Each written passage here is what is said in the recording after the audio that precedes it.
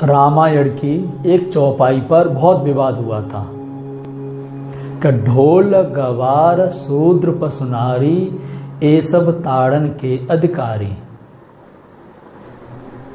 एक मौर्य जी ने इस चौपाई को बोल करके कहा कि तुलसीदास जी की रामायण नहीं पढ़नी चाहिए, इस पर सरकार को प्रतिबंध लगा देना चाहिए।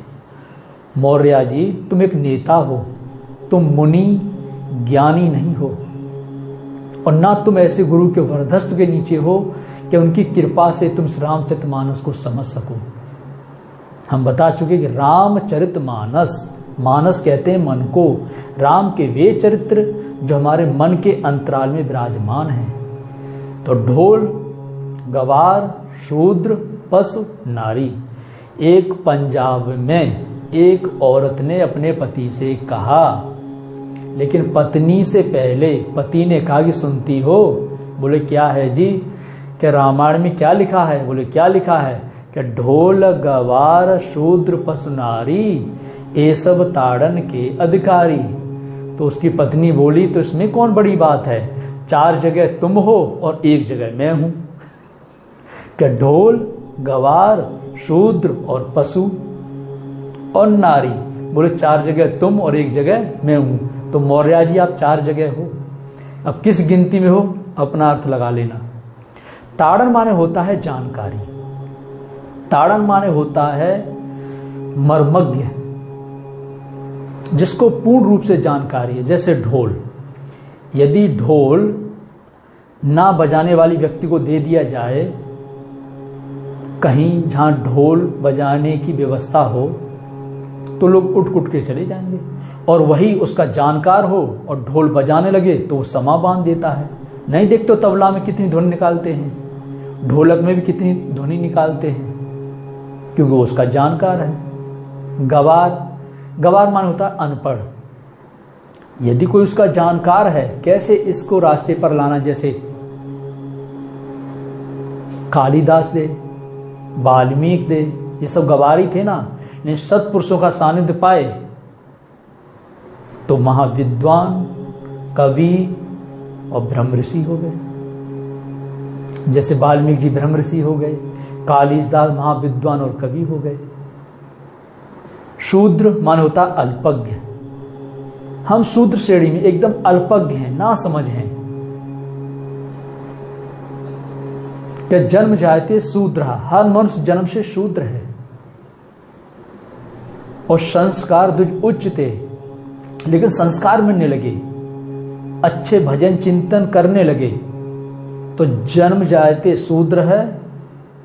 और संस्कार दुज उच्चते, संस्कार से माने परमात्मा, परमात्मा के चिंतन में लग गए तो दूसरा हमारा जन्म हो गया।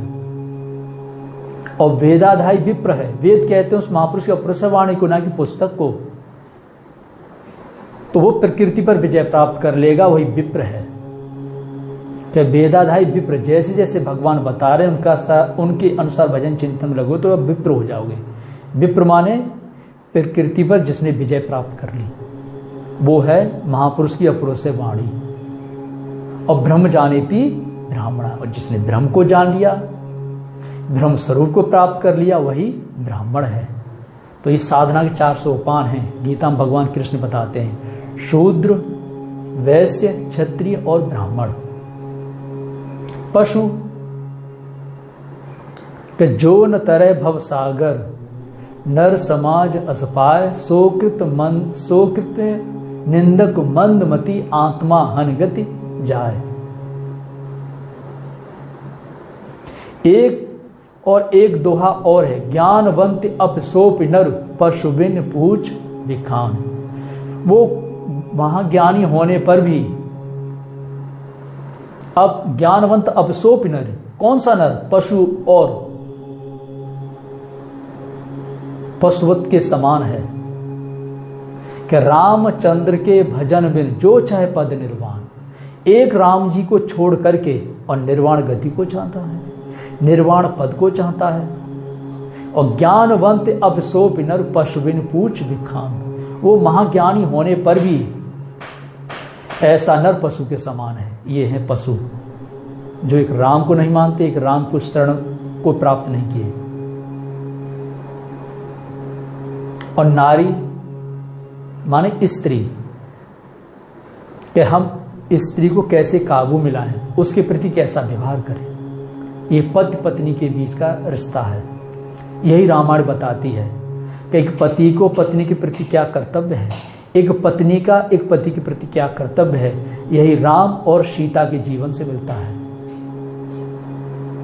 यही भरत और भरत की पत्नी मांडवी से मिलता है। यही लक्ष्मण और लक्ष्मण जी की पत्नी उर्मिला से मिलता है। रामायण हमें मर्यादा भी सिखाती है और आध्यात्मिक मार्ग की ओर भी लेके चलती है। और ये घटना कहाँ की है? ढोल गवार सूद पर नारी, जब भगवान राम समुद्र पार कर रहे हैं तो समुद्र ने ये बात कही।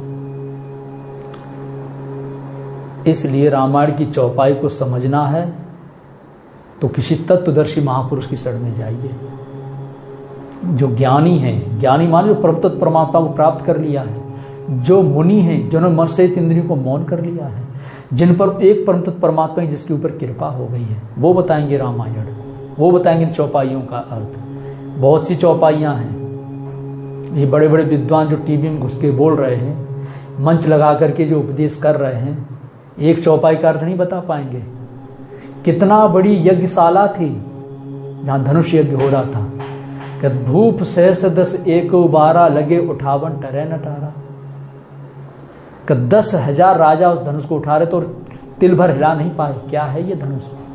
ऐसे ही अंगद का चरण का कोटिन मेघ नाद सम सुबट उसे हर्षाए, और भूमि न छाड़त कब चरण पूर्ण बैठे सिरना। अंगद की एक पैर कितना मोटा ताजी था, एक पतली सी टंगरी, और करोड़ों मेघनाथ जैसे योद्धा उस टंगरी को उठा रहे थे, एक हिला तक नहीं पाए। क्या है अंगद का पैर? और भी बहुत सी चौपाई हैं। जो मंच लगा के बोल रहे हैं ना, उनसे पूछना कि इसका अर्थ क्या है, फिर हम बताते हैं। ओम श्री सद्गुरुदेव भगवान की।